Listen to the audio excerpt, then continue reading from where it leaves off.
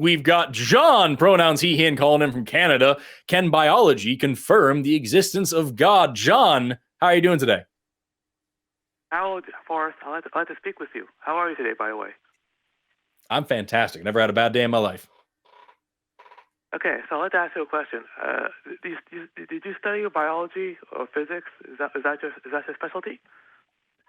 Yeah, biology. I have several degrees in specifically biology, but I did study physics quite a bit because I did. So one of my degrees is in integrative biology, which is taking like a bunch of different fields of biology and also some other sciences and piling them all together to get a big, broad view of what life is.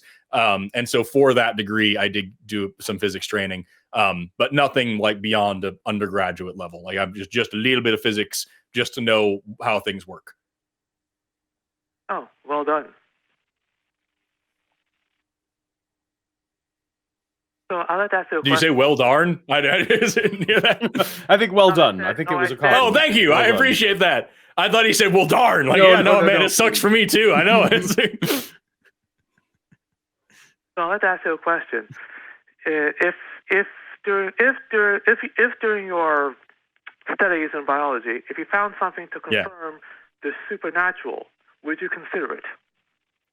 Yeah, of course. Yeah, it's all about evidence. And that's the thing is like if I find something really weird that I don't have an explanation for, I'm not going to jump to it must be supernatural first. There's that old like Paul brought up in the beginning, Occam's razor. If I hear hoofbeats, I'm going to think horses, not stampede of giraffes. You know what I mean? Like if I find evidence later that it is giraffes, wow, awesome. But like obvious, like usually the easy answer comes first.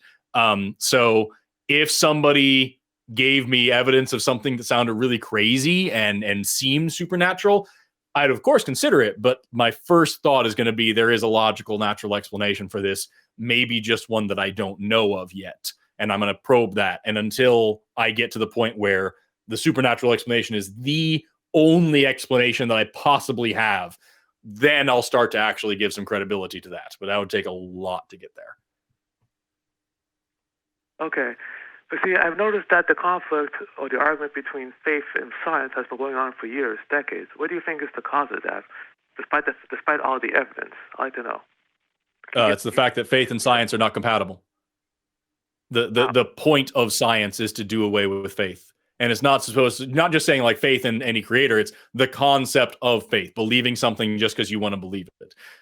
Faith is believing in something in spite of the fact that you don't have evidence for it. If you had evidence for it, you wouldn't have faith. That couldn't possibly be the case. And so after the Enlightenment, we started looking for evidence more than just desire and belief. And that's the reason why we don't believe in a lot of things. We don't believe that the earth is flat because we found evidence showing that it isn't. We don't believe in, spirits causing diseases. The term malaria, the word actually means bad air because it was believed that the air of the night was poisonous and would cause this disease. And then we learned it's actually caused by a parasite, and now we can treat it and fix it. And so like the point of scientific study, the point of the whole endeavor of science is to get away from faith and to only believe in things that you have evidence for, and to question, it's what my shirt says today, to question absolutely everything and make sure that you have a good reason to believe it. That's the whole point of this. And so when it comes to things like gods, there's this famous story, which may or may not be apocryphal, but it's a good story regardless, that there's this great French physicist named Pierre-Simon Laplace, and he was super famous for all sorts of mathematics and astronomy. Sorry, he is famous for all sorts of amazing astronomy and mathematics and stuff. At the time, we didn't call it astronomy; we called it celestial mechanics, which is a fantastic name. And Napoleon met with him and congratulated him on all this amazing work that he had done. We have a units in math, or a function in math named after this guy. He's fantastic. And Napoleon's like, listen, you've figured out so much stuff about the nature of the universe. You figured out all these things about how planets and stars and everything work. You figured all this stuff about math, all this stuff about how the universe works, but you've never mentioned the universe's creator. Why is that? And Laplace replied to Napoleon, I had no need for that hypothesis. And that's the point of all of this, is that science works just fine without this idea. The universe works just fine without the idea. It's not that we're kicking God out or having this war against religion. We're just ignoring a hypothesis that we have no evidence and, frankly, no need for. So that's why there's this disconnect here. Oh, I see. Okay. So was that the basis for our religion, a misunderstanding of the natural world? Pretty much, yeah. Is that this religion was our first attempt at understanding the universe around us. And because it was our first attempt, it was also our worst attempt. And then we found more cool stuff. Religion also and so like it served other functions as well, right? It cohered societies around common things, and it also helps alleviate sometimes fear of the unknown and having this sense that something else is on our side. So there's no one factor. I don't think that's what Forrest is putting forth. No, of course not. But but you're absolutely right. Is that religion is it's a domestication tool for humans, and it's really, really good at that.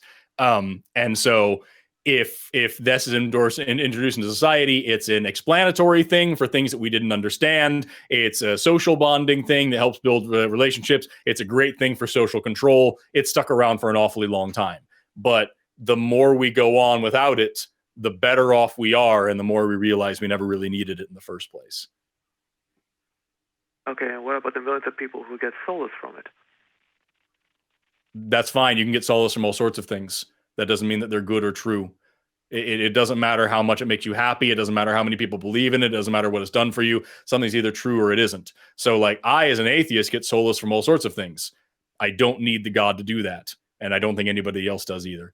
Right. And that's just part of the social utility we were just speaking of. Like that's just one of the things. Yeah, precisely. Oh, okay. Well, thanks for answering my questions. Have a good day, gentlemen. Hey, thank you for calling in. I appreciate it.